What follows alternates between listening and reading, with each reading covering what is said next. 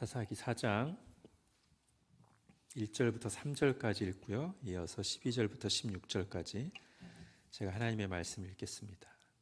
에훗이 죽으니 이스라엘 자손이 또 여호와의 목전에 악을 행하매 여호와께서 하솔에서 통치하는 가나안 왕 야빈의 손에 그들을 파셨으니 그의 군대 장관은 하로셋 학고임에 거주하는 시스라요. 야빈 왕은 철병거 900대가 있어 20년 동안 이스라엘 자손을 심히 학대했으므로 이스라엘 자손이 여호와께 부르짖었더라. 12절부터요. 아비노함의 아들 바락이 다볼산에 오른 것을 사람들이 시스라에게 알리매 시스라가 모든 병거 곧 철병거 900대와 자기와 함께 있는 모든 백성을 하로셋 학고임에서부터 기손강으로 모은지라. 드보라가 바락에게 이르되 일어나라. 이는 여호와께서 시스라를 내 손에 넘겨주신 날이라. 여호와께서 너의 앞서 나가지 아니하시느냐 하는지라. 이에 바락이 10,000명을 거느리고 다볼산에서 내려가니 여호와께서 바락 앞에서 시스라와 그의 모든 병거와 그의 온 군대를 칼날로 혼란에 빠지게 하시매 시스라가 병거에서 내려 걸어서 도망한지라. 바락이 그의 병거들과 군대를 추격하여 하로셋 학고임에 이르니 시스라의 온 군대가 다 칼에 엎드러졌고 한 사람도 남은 자가 없었더라. 아멘. 자, 에훗 이후에 이스라엘이 다시 우상 숭배에 빠졌고 하나님께서 가나안 왕 야빈을 통해서 징계하셨습니다. 자, 3절을 보십시오. 오늘 3절을 중심으로 보겠습니다. 3절 같이 읽겠습니다. 시작. 야빈 왕은 철병거 900대가 있어 20년 동안 이스라엘 자손을 심히 학대했으므로 이스라엘 자손이 여호와께 부르짖었더라. 아멘. 자, 20년 동안이라고 되어 있습니다. 사사기가 완전히 시간 순으로 일렬로 나열된 건 아닌데 흐름상 봤을 때 온니엘, 에훗, 오늘 얘기까지는 시간상으로 쭉 이어진 것 같습니다.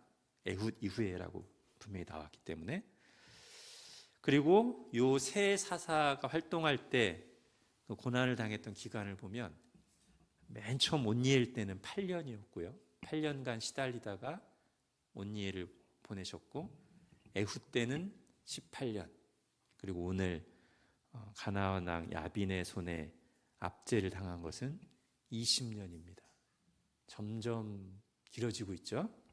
그리고 오늘 3절에 보면 한 가지가 더 추가됐습니다. 더군다나 이번에는 심히 학대를 당했습니다.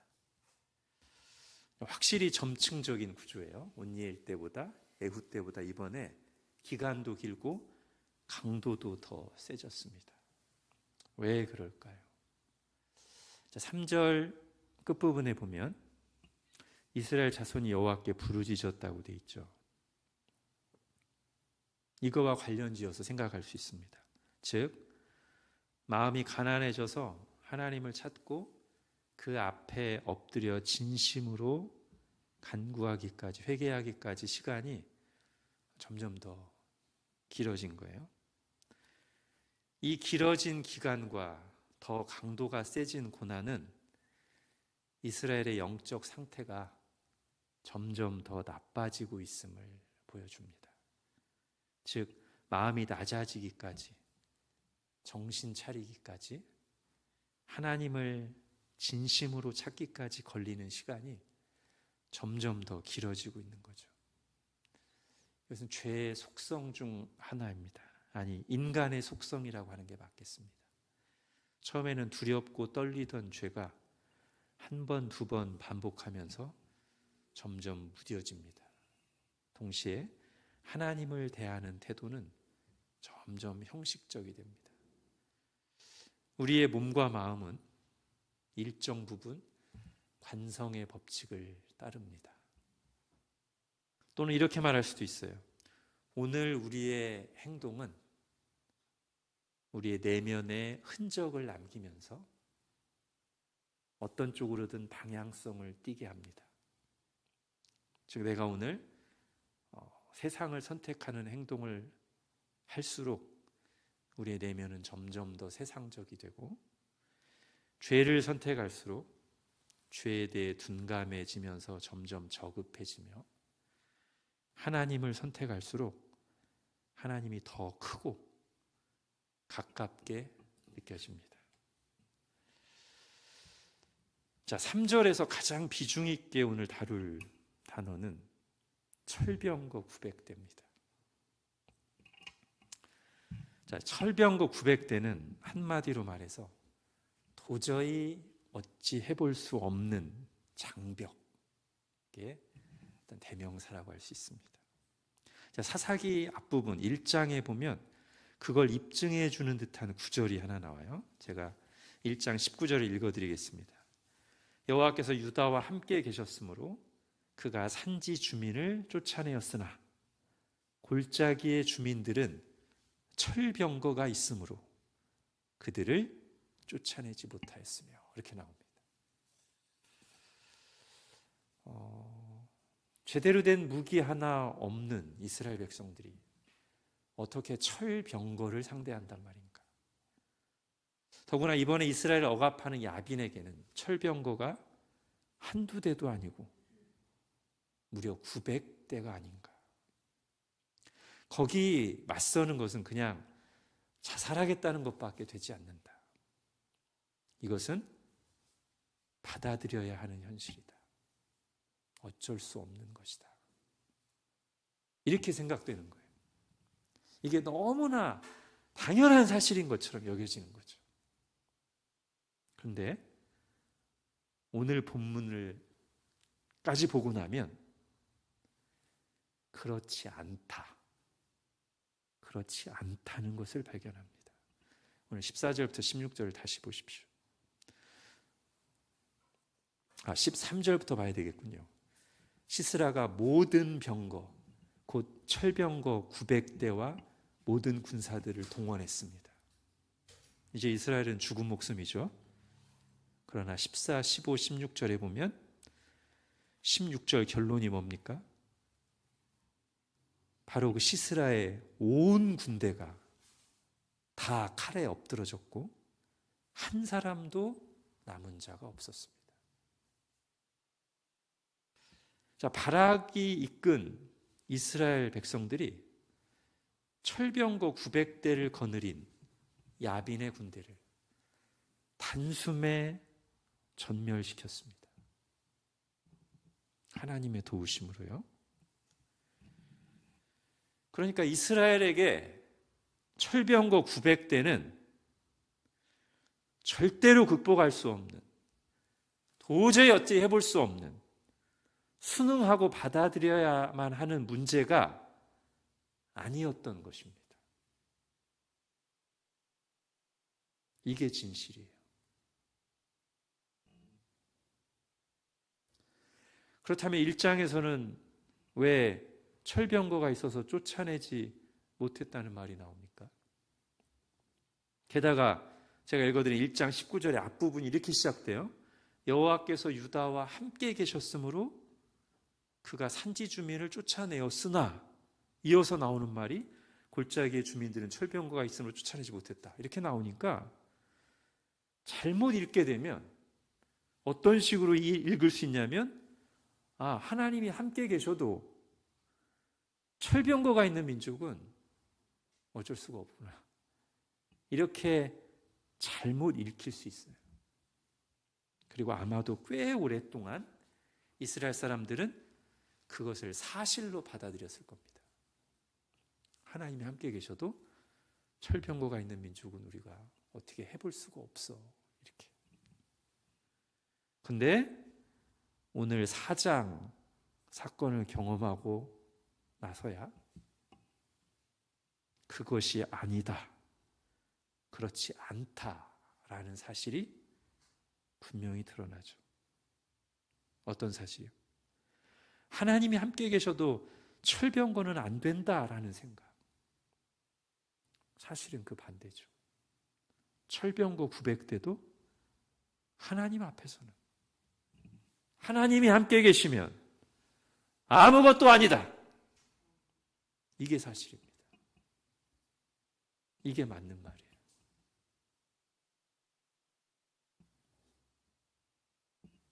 아멘입니까? 네. 1장에 나오는 골짜기의 주민들은 철병거가 있으므로 그들을 쫓아내지 못했다. 이 말씀은 두 가지로 해석이 가능합니다. 하나는 철병거가 있는 걸 보고 질에 겁을 먹은 이스라엘이 아예 싸우려고 하지도 않았기 때문에 쫓아내지 못했다. 정말 믿음으로 나가서 싸웠는데도 못 이긴 게 아니라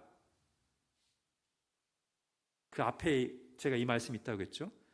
여호와께서 유다와 함께 계셨으므로 그가 산지주문을 쫓아내었으나 이렇게 하나님의 도우심과 승리를 경험하면서도 여기야 어떻게 하나님 좀 도와주시면 해볼 수 있지만 철병거는 이렇게 하나님의 승리를 맛보면서도 철병거만큼은 우리가 그건 안 되지. 멈췄기 때문에 쫓아낼 수 없었다. 시도조차 하지 않았다는 거죠. 어차피 안 될 거니까. 어차피 안 되는데 괜히 해봤자 어려움만 당하니까. 물론 여기서 제가 말씀드리는 것은 우리가 원하는 거 다 할 수 있다는 얘기 아닙니다. 내가 하나님의 뜻대로 살아가는데 방해되는 문제를 극복하는 걸 말하는 거예요. 저것 때문에 나는 하나님의 말씀에 순종할 수 없어. 그런 건 없다는 거예요. 그런데 우리 스스로 이 문제는 어쩔 수 없어. 여기선 내가 타협할 수밖에 없어. 여기선 내가 불순종할 수밖에 없어. 이 문제는 어쩔 수 없어. 이렇게 하는 경우가 많다는 거예요. 싸워보지도 않고. 그러나 그건 진실이 아니라는 겁니다. 자, 두 번째, 이렇게 된 이유, 골짜기에 있는 철병거 백성들이 남아있는 이유를 좀 더 큰 틀에서 볼 수 있는 구절이 3장 맨 앞에 나옵니다. 여러분 3장 1, 2절을 한번 보십시오. 이건 찾아보겠습니다. 3장 1, 2절. 여호와께서 가나안의 모든 전쟁들을 알지 못한 이스라엘을 시험하려 하시며 이스라엘 자손의 세대 중에 아직 전쟁을 알지 못하는 자들에게 그것을 가르쳐 알게 하려 하사 남겨두신 이방 민족들을. 이 구절에 의하면 가나안 땅의 이방인들을 일부 남겨놓으신 분은 하나님이라고 말합니다. 그리고 그 이유를 이렇게 설명하죠. 2절에서 이스라엘 자손의 세대 중에 아직 전쟁을 알지 못하는 자들에게 그것을 뭘요? 전쟁을 가르쳐서 알게 해주시려고 하나님이 남겨두셨어요. 자, 여기서 말하는 이스라엘 자손의 세대는 가나안 정복 전쟁을 경험하지 못한 세대들입니다. 그래서 선조들로부터 부모님으로부터 말로는 들었지만 여리고 전쟁 돌았더니 함성을 질렀더니 그 강한 여리고성이 무너지고 말로는 들었지만 실제로 본인들이 하나님을 의지해서 싸우는 영적 전쟁을 직접 경험하지 못한 사람들이에요. 전쟁을 말로만 하는 사람, 책으로만 하는 사람들이에요. 그래서 그들은 실제 영적 전쟁을 하면서 하나님을 의지한다는 게 뭔지, 믿음으로 싸워 승리한다는 것이 무엇인지 체험적으로 알 필요가 있습니다. 그래야 살아있는 신앙이죠. 그때 그 긴장감과 두려움, 그래서 하나님께 간절히 매달림, 그 과정에서 하나님이 우리를 어떻게 도우시고 이끌어 가시는지, 자, 하나님은 그걸 가르쳐 알게 하시려고 섭리 가운데 일부 이방인들을 남겨두셨다고 합니다. 그리고 오늘 이스라엘 백성들은 때가 돼서 가나안 왕 야빈의 철병거 900대를 가진 부대와 싸워 이기면서 하나님께서 그들에게 알게 하기를 원하셨던 그 영적 전쟁 원리 중 하나를 확실히 배웠습니다. 그게 뭘까요? 하나님이 함께 하시면 철병거 900대도 이길 수 있구나. 이걸 배웠어요. 예수님의 말씀을 빌자면 그 진리는 이렇게 표현될 수 있습니다. 예수께서 이르시되 할 수 있거든이 무슨 말이냐? 믿는 자에게는 능히 하지 못할 일이 없느니라. 이걸 배웠어요. 이번 전투에서. 만약 이번 전쟁을 안 했다면 책으로만 알고 있었을 그 생생한 영적 전쟁의 원리를 이번에 체험적으로 알았어요. 단 조건이 있습니다. 무조건 덤비면 되는 게 아닙니다. 그 전에 바로 잡아야 할 것이 있어요. 즉 철병거 900대가 나타나서 900대를 가진 가나안 왕 야빈이 이스라엘 백성들을 억누르고 못 살게 군 이유가 있잖아요. 오늘 4장 1절 이스라엘 자손이 또 여호와의 목전에 악을 행하매, 이런 이유가 있습니다. 이게 해결돼야 돼요. 죄의 문제, 우상 숭배 문제, 이걸 그대로 둔 채 영적 전쟁에서 승리할 수는 없습니다. 죄를 회개해야 돼요. 우상을 버려야 합니다. 잘못인 줄 알고도 계속하고 있었던 그것을 끊어내야 됩니다. 또는 하나님의 뜻인 줄 알면서도 하나님께 순종하지 않고 있었던 그것을 순종해야 됩니다. 그렇게 전심으로 돌아와 하나님만 의지해야 돼요. 그래야만 하나님의 능력을 내 안과 내 밖에서 경험할 수 있습니다. 사무엘상 전반부에 등장하는 두 번의 전쟁이 지금 제가 말씀드린 이 원리를 뚜렷하게 보여줍니다. 첫 싸움을 할 당시에 이스라엘은 하나님을 무시하고 우상 숭배에 빠져 있었어요. 특히 어떤 문제가 심각했냐면 하나님께 드리는 제사가, 우리로 하면 예배죠,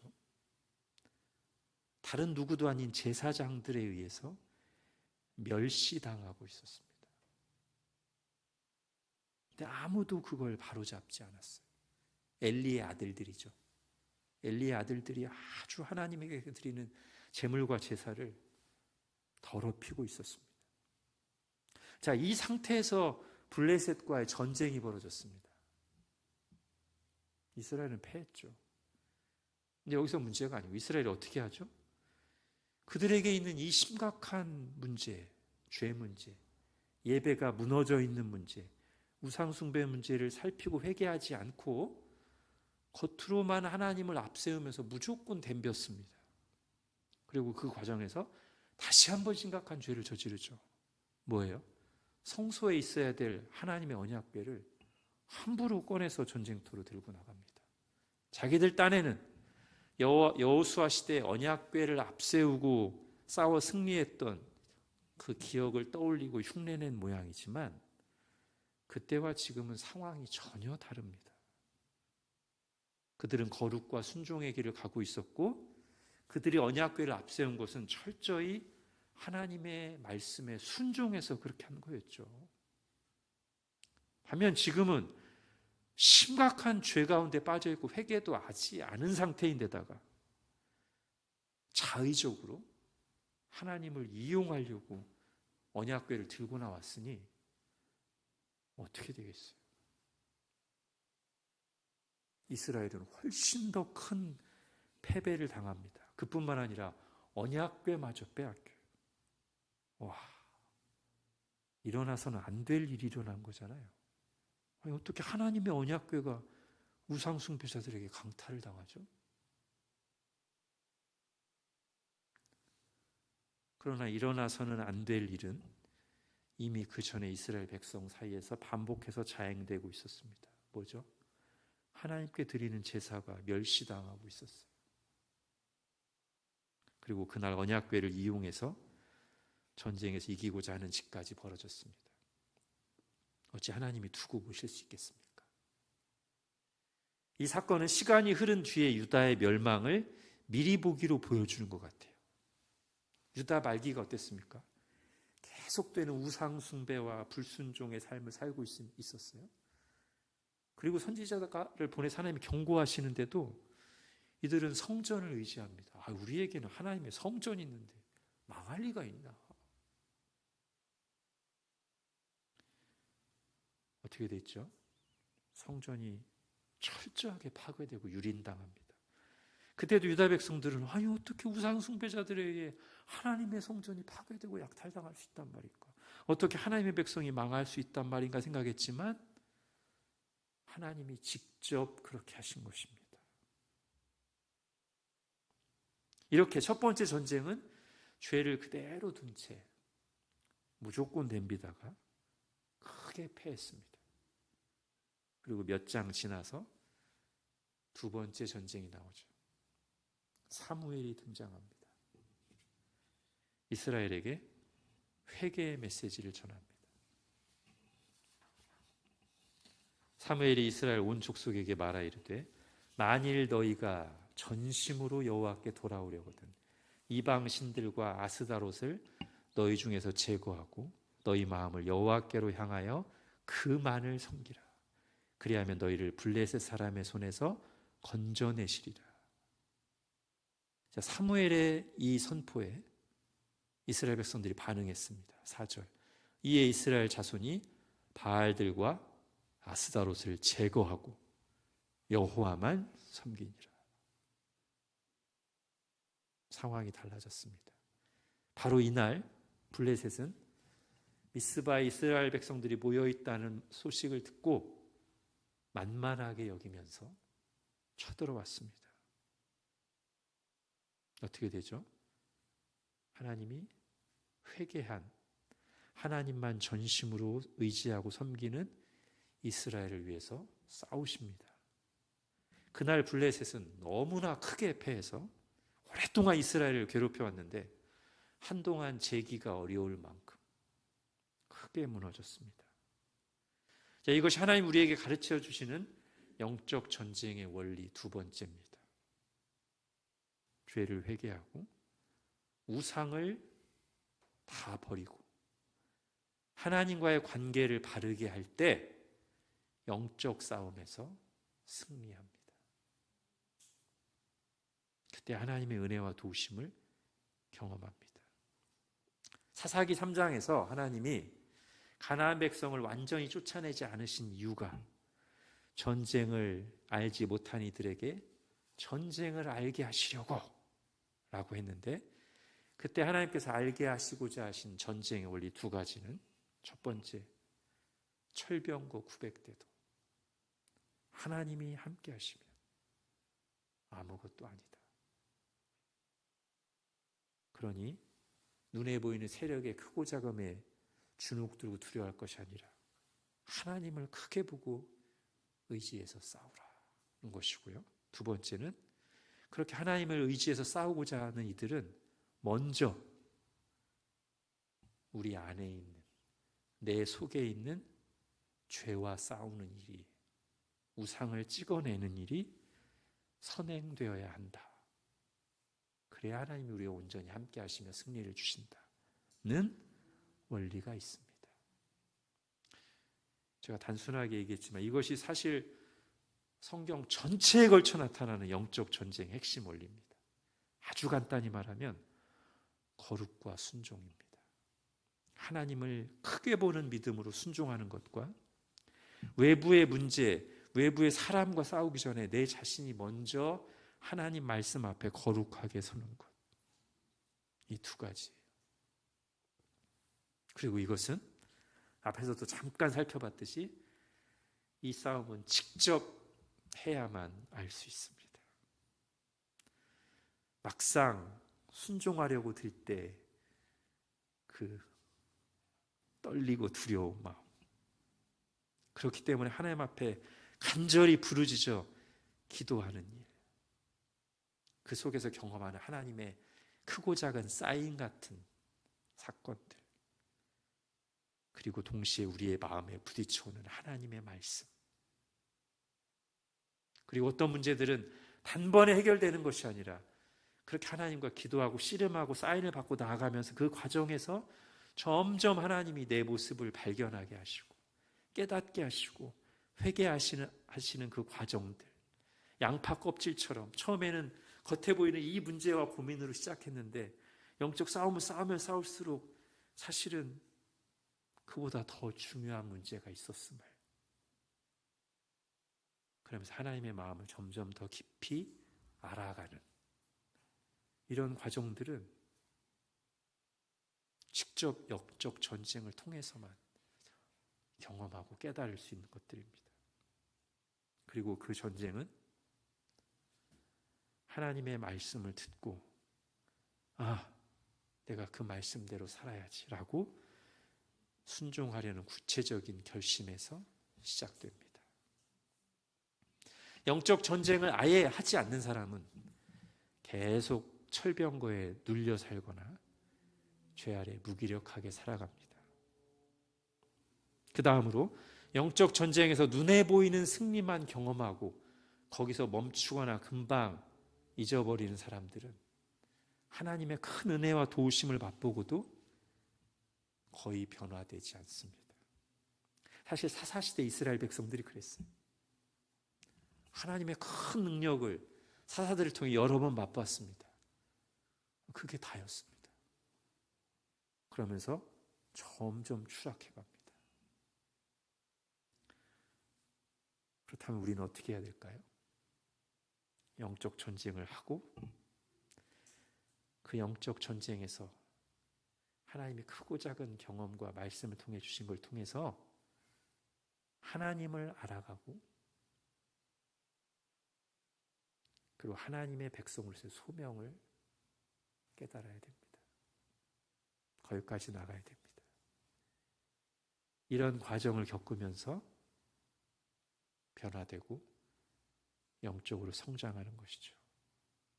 그러면 본인도 점점 기쁨과 감사와 자유함을 누리게 되고 다른 사람을 도울 수 있게 되고 하나님의 영광을 보기도 하고 드러내는 삶을 살게 됩니다.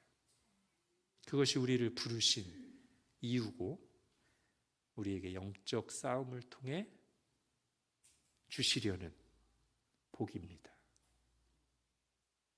그 영적 전쟁의 핵심 원리는 다시 거룩과 순종입니다.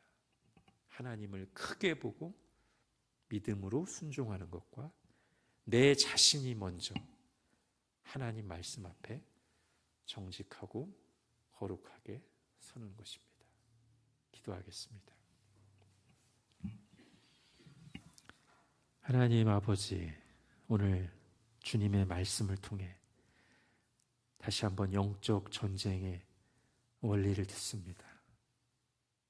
여러 가지 실제적인 과정들이 있지만 가장 중요한 것은 정말 하나님을 크게 보고 믿고 순종하는 것과 그 싸움을 싸우는 나 자신이 내 외부의 적들이나 문제를 상대하기 전에 나 자신이 하나님 말씀 앞에 정직하고 겸손하게 서며 내 속에 있는 우상을 온전하게 버리는 것임을 다시 한번 말씀을 통해 듣습니다.